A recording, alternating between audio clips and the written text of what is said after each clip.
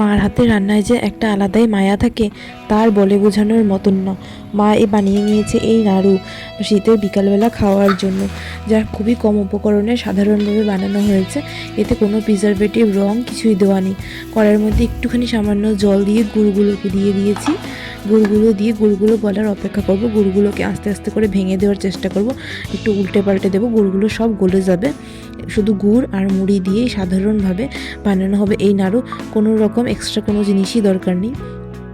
গুড়গুলোকে একটু খুন্তি দিয়ে নেড়ে নেড়ে ভেঙে দেওয়ার চেষ্টা করছি, হালকা হালকা করে নাড়তে নাড়তে গুড়গুলো নরম হয়ে যাবে। গরম তাপে এগুলো অতি সহজেই গলে যাবে। যতটা তাপ বাড়বে অতটা গুড়গুলো গলে যাবে একাই।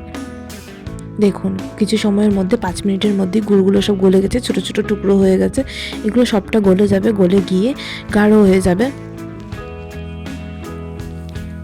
অলমোস্ট গলেই গেছে সবগুলো, আর শিরাটা ঘন হতে শুরু করেছে। এর মধ্যে মা একটা মটর, মানে একটা চিমটি বা একটা মটরের দানার মতন চুনের টুকরো দিয়েছে। তো মা বললো যে এই চুনোর টুকরো দিলে নাকি রঙটা সুন্দর হয়, লাল হয়, আর গুড়গুলো নাকি আঠালো হয়। এতে করে মুড়ি আর গুড়ে নাকি মানে জমাট বাঁধে, এতে করে মানে গোট খায়। তো অনেকের ক্ষেত্রে দেখা যায় যে মুড়িগুলো খুলে খুলে পড়ে যায়, গুড় কখনো কখনো ভালো থাকে না। গুড়গুলো ভালো না থাকলেও কিন্তু এই চুন দেওয়ার ফলে মুড়িগুলো ভালো করে মানে গোল পাকাবে আর নাড়ু হয়ে যাবে আপনাদের।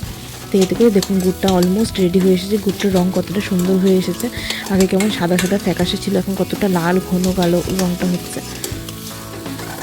কিছু সময় ধরে এরকমভাবে ফুটাবো, আর এরকমভাবে একটু জাল দিতে মানে নাড়াচাড়া করে দিতে হবে। নাড়াচাড়া দিতে দিতে কতটা ঘন হয়ে এসেছে। আর একে কী করে চেক করতে হবে যে পুরোপুরি রেডি হয়ে গেছে না হয়নি, তার পদ্ধতি আপনাদেরকে বলছি।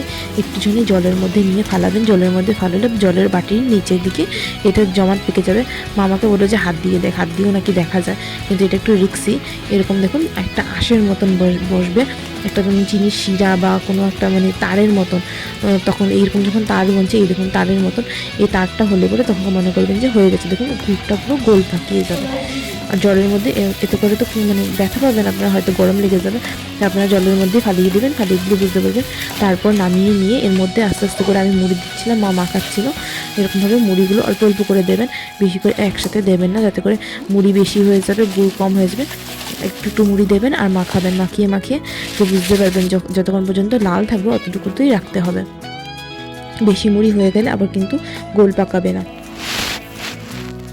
যে জায়গায় গুড়গুলো বেশি আছে, জমাট হয়ে আছে, সেই জায়গাতে আমি আবার অল্প অল্প করে করে মুড়িগুলো দিয়ে দেবো। এই যে হাত দিয়ে অল্প অল্প করে দিয়ে দিচ্ছিলাম,